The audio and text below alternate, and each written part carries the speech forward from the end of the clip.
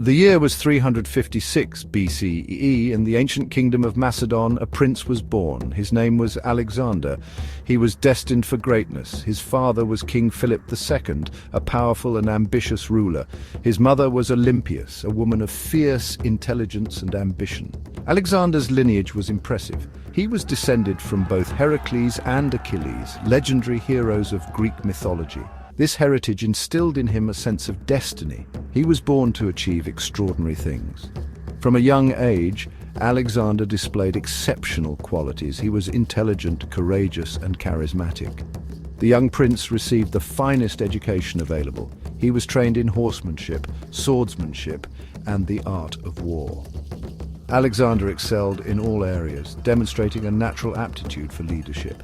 He was particularly fond of reading and learning. He devoured the works of Homer, immersing himself in tales of heroic deeds and epic battles.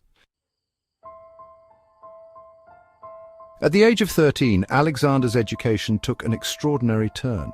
King Philip summoned the renowned philosopher Aristotle to be his tutor. Aristotle was a giant of intellect, a student of Plato, and one of the most influential thinkers in history. Under Aristotle's tutelage, Alexander's mind blossomed. Aristotle instilled in him a love of knowledge and a thirst for understanding the world. He taught him logic, rhetoric, philosophy, and the natural sciences. Alexander learned about the cosmos, the diversity of life, and the intricacies of the human mind. Aristotle also emphasized the importance of ethics, virtue, and leadership. He stressed the responsibility of a ruler to govern with justice and wisdom. These lessons resonated deeply with Alexander, shaping his worldview and his aspirations as a future king. Alexander's education under Aristotle had a profound impact on his development. It fostered his intellectual curiosity, his strategic thinking, and his belief in the power of reason. At the age of 16, Alexander's military training was put to the test. King Philip was away on campaign, leaving Alexander in charge of Macedon as regent. It was during this time that the Maedi, a Thracian tribe, rebelled against Macedonian rule. Alexander, though young, responded with swiftness and decisiveness. He marched his army into their territory, crushed the rebellion, and founded a new city, Alexandropolis, as a testament to his victory. This early success marked Alexander as a capable leader and a skilled military commander. 2 years later, at the Battle of Chaeronea, in 338 BCE, Alexander's military genius was fully unleashed. Philip's army faced a formidable alliance of Greek city-states led by Athens and Thebes. Alexander, commanding the companion cavalry, played a pivotal role in the Macedonian victory. His daring charge broke the ranks of the elite Theban sacred band, securing a decisive victory for Macedon. The Battle of Chaeronea solidified Macedonian dominance over Greece and showcased Alexander's exceptional military prowess. In 336 BCE, at the age of 20, Alexander's life took a dramatic turn. King Philip was assassinated under mysterious circumstances. Alexander ascended to the throne of Macedon, inheriting a powerful kingdom and his father's ambitious plans to conquer the Persian Empire. However, Alexander's position was not without challenges. Some within Macedon doubted his youth and experience. Greek city-states saw an opportunity to rebel against Macedonian rule. Alexander quickly moved to consolidate his power and quell any dissent.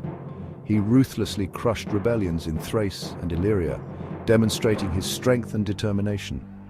He also dealt swiftly with those who had conspired against his father, solidifying his control over the Macedonian court. Section 5. Across the Hellespont. With his kingdom secure, Alexander turned his attention eastward, towards the Persian Empire. His goal was nothing less than the conquest of the largest empire the world had ever seen. In the spring of 334 BCE, Alexander led his army across the Hellespont, the narrow strait separating Europe from Asia. This marked the beginning of his legendary campaign of conquest. His first objective was to liberate the Greek city-states in Asia Minor, which is modern-day Turkey, that had been under Persian rule for over a century. The Persians, caught off guard by the speed and audacity of Alexander's advance, hastily assembled an army to meet him in battle. The two forces clashed at the Granicus River. The Battle of the Granicus was a resounding victory for Alexander. His cavalry charge, led by himself at the forefront, shattered the Persian lines.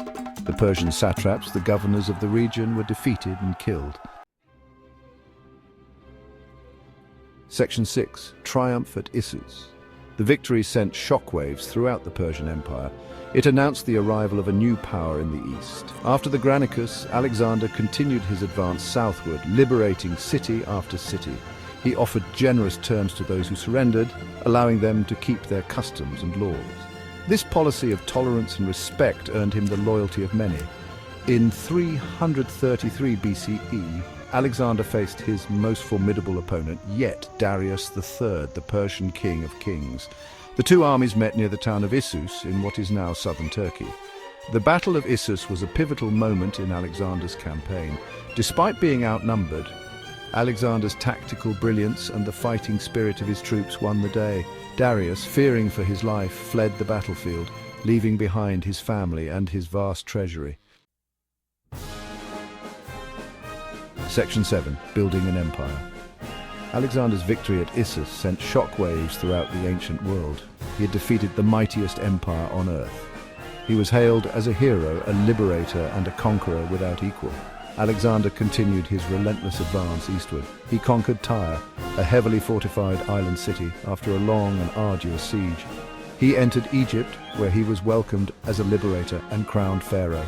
It was in Egypt that Alexander founded the city of Alexandria, destined to become one of the greatest centers of learning and culture in the ancient world. Alexander's vision extended beyond conquest. He was a builder, a founder of cities, and a patron of the arts and sciences.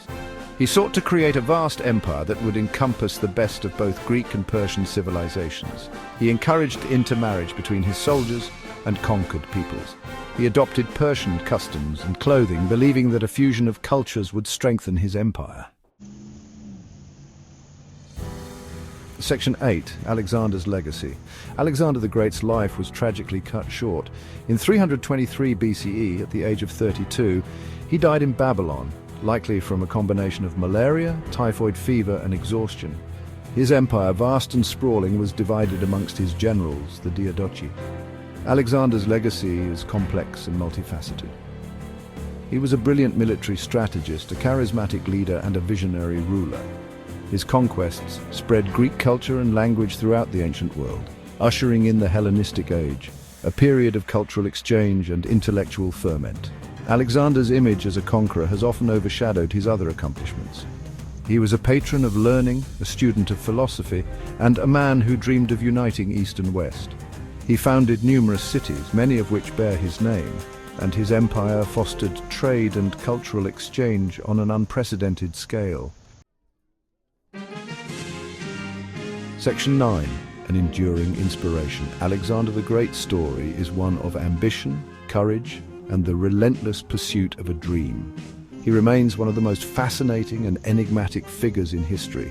His life and exploits have inspired countless writers, artists, and leaders throughout the ages. From military academies to boardrooms, Alexander's example continues to resonate.